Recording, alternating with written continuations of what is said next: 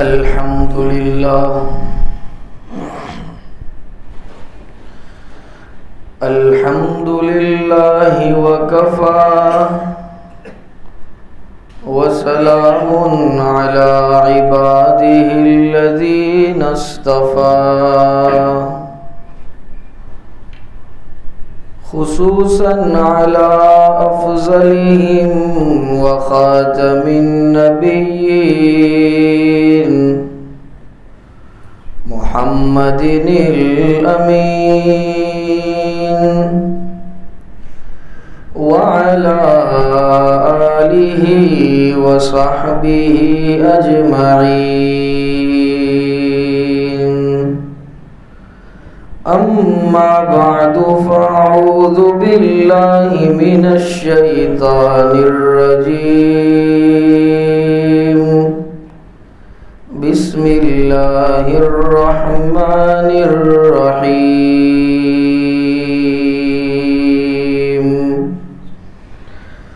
فلما بلغ معه السعي قال يا بني إني أرى في المنام أني أذبحك فانظر ماذا ترى. قال يا أبت افعل ما تؤمر ستجدني إن شاء الله من الصابرين. صدق الله العظيم. اللهم صل على سيدنا محمد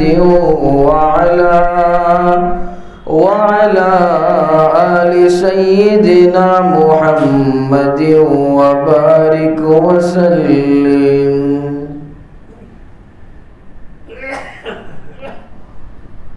اللہ رب العزت نے پیغمبروں کی مختلف شانیں رکھی. ان تمام پیغمبروں میں سب سے زیادہ اور سب سے نرالی شان تاجدار مدینہ محمد مصطفیٰ صلی اللہ علیہ وسلم کی رکھی، اور اس پر اعتراض بھی نہیں ہونا چاہیے.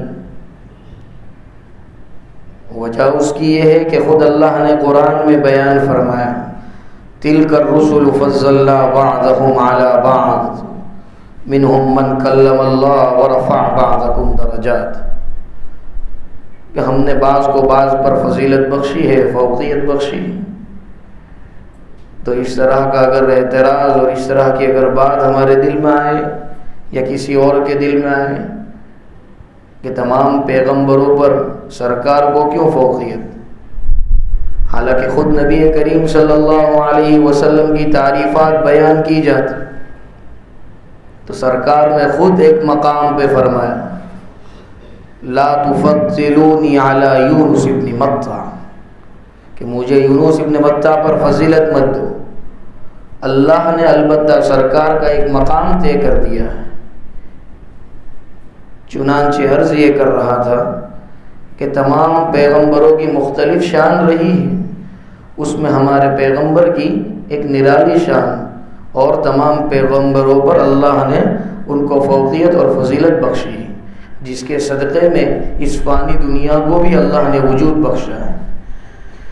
چنانچہ عرض یہ کرنا تھا کہ ابھی مستقبل قریب ہی میں ایک پیغمبر کی ایک شان کے مطابق اور اللہ نے اس کی امتحان کی کامیابی کے شوق میں اور اس کی وفاداری کو اور اس کی کامرانی کو اور کامیابی کو بیان کرنے کے لیے ہم تمام مسلمانوں پر اور قیامت تک آنے والے صاحب نصاب پر سنت ابراہیمی کو واجب قرار دیا.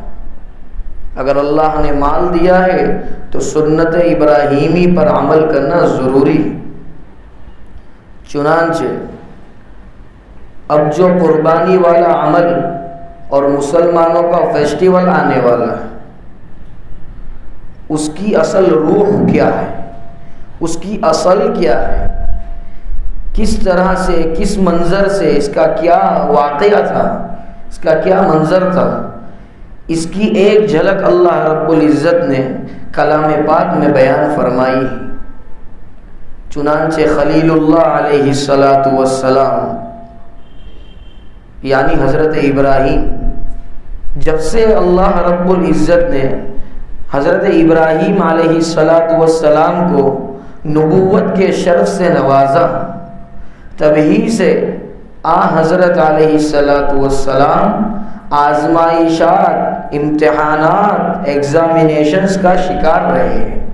اللہ نے مختلف مواقع پر مختلف طرق سے حضرت ابراہیم علیہ السلام کو آزمایا ہے۔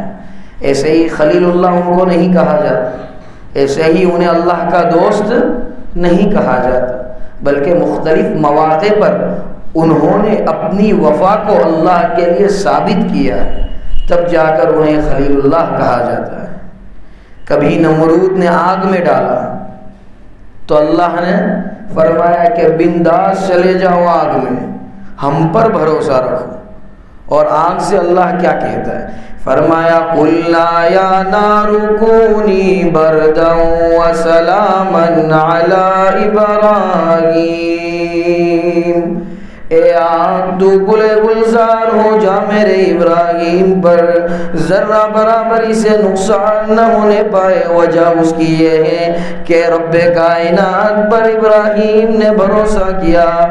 دوسری جگہ اللہ نے ابراہیم کی تعریف میں بیان کیا، وَإِبْرَاهِيمَ الَّذِي وَفَّىٰ، اور ابراہیم کامیاب رہا ہر امتحان میں، وفاداری نبھائی۔ اور اگر نبھانا چاہتے ہو وفاداری تو دیکھ لو تمہارے ابراہیم کو، ایسی وفاداری نبھائی ابراہیم۔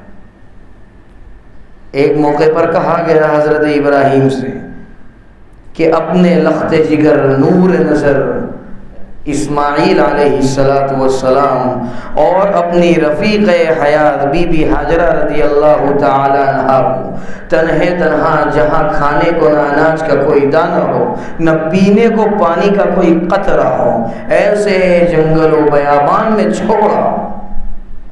ابراہیم نے اس وقت کیا کہا؟ ایسا کہا اللہ کھائیں گے کہاں سے، اللہ پئیں گے کہاں سے؟ نہیں، اس نے کہا ہے وہ کھلائے گا، اس نے کہا ہے وہ پلائے گا، بس اس کا جو حکم ہے اس کے حکم پر ہم گامزن رہیں گے تو اپنے آپ آئے گی مدد اللہ کی۔ متى نصر اللہ، ارے اس کے احکامات پر عمل کرو، اللہ ان نصر اللہ قریب، اللہ کی مدد قریب ہی زمانے میں آپ پہنچے۔ ارے پہلے اپنے آپ کو ثابت تو کرنا پڑے گا۔ خلیل اللہ نے ثابت کیا تو نہ آگ نے کوئی نقصان پہنچایا، خلیل اللہ نے ثابت کیا تو نہ نمرود نے کوئی نقصان پہنچایا۔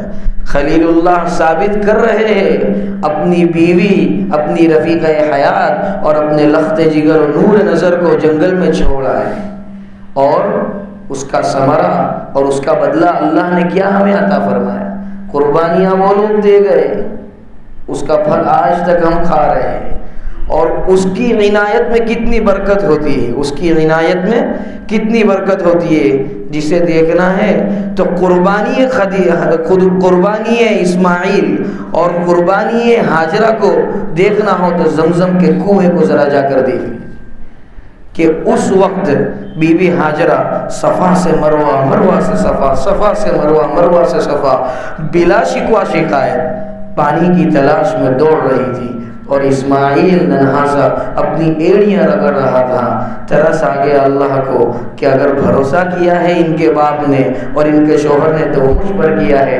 بس یہی ادا اللہ کو پسند آ گئی، بی بی حاجرہ کا دوڑنا آج حج میں صفا اور مروہ کی سعی کو قیامت تک آنے والے شخص کے لیے لازم کر دی۔ یہ عزت عطا کی اللہ۔ اور اسماعیل کی ایڑی رگڑنا اتنا پسند آیا کہ آج لاکھوں اربوں کروڑوں خربوں لوگ زمزم کے کنویں سے سیراب ہوتے ہیں اور چند بے وقوف اس سے جا کر غسل بھی کرتے ہیں، لیکن آج تک کبھی سعودی گورنمنٹ نے یہ اشتہار جاری کیا ہے کہ زمزم کے کنویں میں کمی آ گئی؟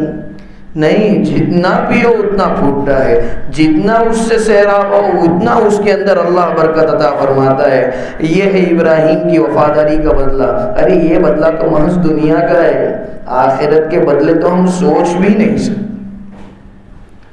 اور ایک امتحان جس پر ہمیں عمل کرنا ہے، اور وہ بھی اللہ کو بڑا پسند آیا۔ آیت کریمہ آپ حضرات کے سامنے پڑھی گئی۔ اللہ رب العزت نے 8ویں ذی الحجہ کی رات کو، 8ویں، یہ یاد رکھنا 8، 9 اور 10 ان تینوں دن کا نام ہے، 8 کا نام ہے یوم الترویہ، اس کو یوم التردد بھی کہا جاتا ہے، اردو میں شک کا دن بھی کہا جاتا ہے۔ 9 تاریخ کو یوم عرفہ کہا جاتا ہے، معرفت کا دن، پہچاننے کا دن، جاننے کا دن، مطلع ہونے کا دن، باخبر ہونے کا دن، مترادف معنی کیے ہیں۔ اور 10 ذی الحجہ یہ یوم النحر ہے، خون بہانے کا دن۔ کیوں 8 ذی الحجہ کو یوم الترویہ کہا جاتا ہے، کیوں یوم التردد کہا جاتا ہے، اس پر ایک نظر ڈالی۔ 8 ذی الحجہ کی رات کو جناب خلیل اللہ علیہ السلام جب سوئے، آرام فرما رہے تھے، اللہ کی جانب سے خلیل اللہ کو خواب میں دکھایا جا رہا ہے کہ وہ اپنے بیٹے حضرت اسماعیل کو ذبح کر رہے ہیں، خوشنودی الہی کے لیے، خوشنودی الہی کے لیے۔ اور یہاں پر ایک پوائنٹ اور ایک نقطہ یاد رکھنا چاہیے، ہمارے تمہارے خواب سچے اور جھوٹے ہو سکتے ہیں، نبی کا خواب اور نبی کو خواب آنا یہ وحی کی ایک قسم ہے جو کبھی جھوٹی نہیں ہو سکتی۔ یہ اللہ کی جانب سے 8 ذی الحجہ کی رات کو منظر دکھایا گیا۔ جب نیند سے بیدار ہوئے، پورا دن شک اور تردد میں گزر گیا۔ یہاں پر ایک اعتراض اگر ہو تو اس کا جواب دیتا چلو کہ نبی تو اللہ کی بات پر کبھی اعتراض نہیں کرتا، کبھی شک نہیں کرتا، پھر کیوں یہاں پر شک کرنے کی ضرورت آ پڑی؟ اس کی وجہ مورخین نے اور شارحین نے اور مفسرین نے اچھی لکھی ہے۔ وہ یہ ہے کہ اس سے قبل کبھی انسان کی قربانی اور انسان کو ذبح کرنے کا واقعہ پیش نہیں آیا تھا، اور خلیل اللہ کو اللہ کے حکم میں شک نہیں تھا، شک اس بات میں تھا یہ میں نے جو دیکھا ہے وہ صحیح میں دیکھا ہے یا میرا وہم ہے۔ چنانچہ اب اعتراض کرنا بیجا اور بیکار ہے۔ پورا دن تردد میں شک میں گزار دیا، یہ کس طرح کا خواب تھا، کیا منشا ہے اللہ کی۔ اس طرح سے پھر رات ہو گئی، 9 ذی الحجہ کی رات شروع ہو گئی، چونکہ مغرب سے دن شروع ہوتا ہے اسلامی اعتبار سے۔ پھر حضرت آرام فرما رہے تھے، پھر اللہ کی جانب سے اسی کیسٹ کو اور اسی خواب کو دہرایا گیا، اور پھر جب 9 ذی الحجہ کی صبح میں جناب خلیل اللہ بیدار ہوئے، اب یقین ہو گیا، یقین ہو گیا، منشائے ربانی کو جان لیا، اللہ کے حکم کو پہچان لیا کہ اللہ مجھ سے میرے بیٹے کی قربانی چاہتا ہے۔ اور کیسے بیٹے کی قربانی؟ بڑی منتوں سے اور بڑی دعاؤں سے جس بیٹے کو مانگا تھا، اور کئی سالوں کے بعد حضرت اسماعیل کو حضرت ابراہیم کی گود میں اللہ نے ڈالا تھا، اس کے بعد اللہ یہ قربانی مانگ رہا ہے۔ ہم ہو تو زبان سے کیا کہے، ایک تو اتنی سالوں کے بعد اولاد آئی اور وہ بھی اللہ مانگ رہے، تو ہمیں اس وقت یاد رکھنا چاہیے ہماری اولاد یہ ہماری نہیں، یہ ہمارے پاس بطور امانت ہے، یہ ملکیت تو اللہ کی ہے۔ خلیل اللہ نے کیا کہا؟ نہیں، اللہ نے فرما دیا، اللہ کی یہی منشا ہے کہ میں اسماعیل کو قربان کروں۔ چنانچہ اللہ کی منشا کو حضرت خلیل اللہ نے پہچانا، اس لیے اس دن کو یوم عرفہ کہا جاتا ہے، معرفت کا دن، پہچاننے کا دن۔ 8 ہو گیا، 9 ہو گیا، اور اس عمل کو انجام دینے کے لیے 10 ذی الحجہ کا دن جناب خلیل اللہ علیہ السلام نے اختیار فرمایا اور اللہ کے حکم کو پورا کرنے چلے، اور اللہ کے حکم کو پورا کرنے چلے۔ لیکن خواب تو چونکہ ابھی حضرت ابراہیم نے دیکھا تھا، ابھی اپنے بیٹے کو پوچھنا تھا، ابھی اپنے بیٹے کو یہ بتانا تھا، اور نبی کی اولاد کیسی ہوتی، اپنی اولاد کی تربیت کیسے کرنی چاہیے، وہ اس نقطے سے پتہ چلے گا۔ چنانچہ اللہ رب العزت خود بیان فرماتا ہے قرآن میں، کتنی باپ اور بیٹے کی بات اللہ رب العزت کو، رب کائنات کو پسند آئی ہوگی کہ اس نے اپنی سب سے بہترین اور سب سے سچی کتاب کے اندر بیان کیا۔ چنانچہ اللہ کیا فرماتا ہے، فَلَمَّا بَلَغَ مَعَهُ السَّعْيَ قَالَ يَا بُنَيَّ إِنِّي أَرَىٰ فِي الْمَنَامِ۔ ابراہیم کے نور نظر حضرت اسماعیل جب اس عمر کو پہنچے، جب اس حیثیت کو پہنچے، جب اس قدر ان میں طاقت آ گئی کہ اپنے باپ کا ہاتھ بٹا سکے، کسی کام میں اپنے والد ماجد کی مدد کر سکے، ہیلپ کر سکے، تو کیا کہہ رہے ابراہیم، لا کما کر 1000 روزانہ، لا کما کر فیکٹری چلا، لا کما کر موبائل میں سے، لا کما کر ہوٹل میں سے نہیں، کیا کہہ رہے ابراہیم جس نے وفاداری کی رب کائنات سے، قال یا بنی انی ارا فی المنام، اے میرے بیٹے، یا بنیا یعنی اے میرے چھوٹے بیٹے، میں تجھے خواب میں دیکھ رہا ہوں، انی اذبحک فانظر ماذا تری، کہ میں تجھے ذبح کر رہا ہوں، بس تو سوچ تیری کیا رائے ہے، اپنا نظریہ بیان کر۔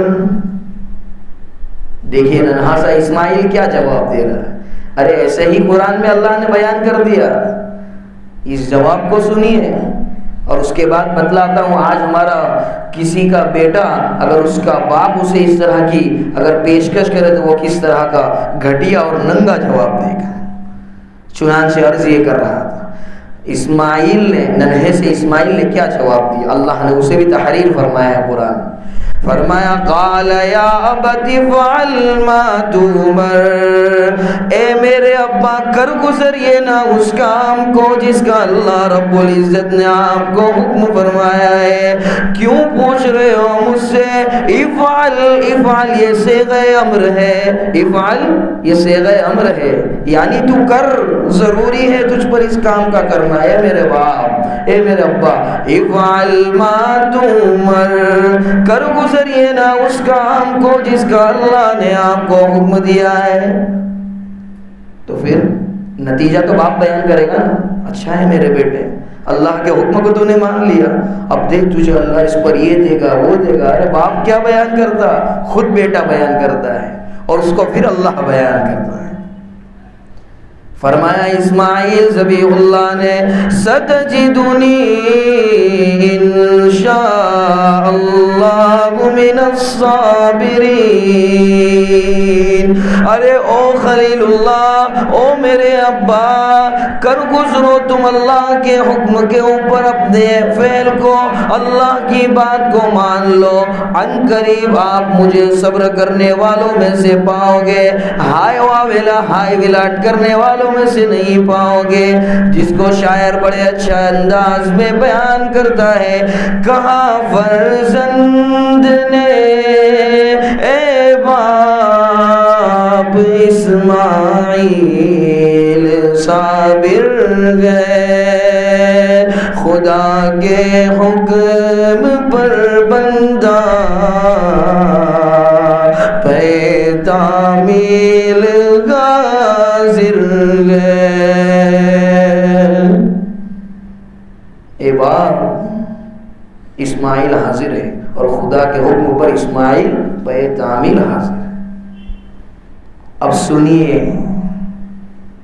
یہ قربانی ہے، اب اللہ کے حکم کو مانا، ہم کہتے ہیں نا کب آئے گی اللہ کی مدد، کورونا کال میں متى نصر اللہ الا ان نصر اللہ قریب، اس واقعے کو دیکھ کر سمجھنا پڑے۔ اب اسماعیل چل پڑے اپنے نور نظر کو لے کر اور ذبح کرنے کے انتظامات کیے۔ کیا منظر ہوگا، فرشتے، نوریاں اور نوریوں کا سردار حضرت جبرائیل علیہ السلام حیرت کے اور تعجب کے سمندر میں غوطہ زن ہو گئے، اس قدر وفا کو دیکھ کر، اس قدر اللہ کے احکامات کی پیروی کو دیکھ کر، کہ جب اسماعیل کو لٹایا حضرت ابراہیم نے اللہ کے حکم کو پورا کرنے کے لیے، تو اسماعیل نے کہا تھا نا انشاءاللہ من الصابرین، مجھے صابرین میں سے پاؤ گے۔ دیکھو یہاں صبر کر رہے اسماعیل، اور کیسا صبر کر رہے، اپنے ابا کو دلاسا دے رہے، اے والد پہلا کام تو یہ کرو کہ چھری کو تیز کرو۔ کیا کرو؟ چھری کو تیز کرو، تاکہ کہیں اللہ کا حکم پورا کرنے میں دیری نہ ہو جائے، ایسا تیز کرو کہ فوری طور پر مجھے ذبح کر۔ یہ صبر کرنے والے ہوئے کہ نہیں ہو؟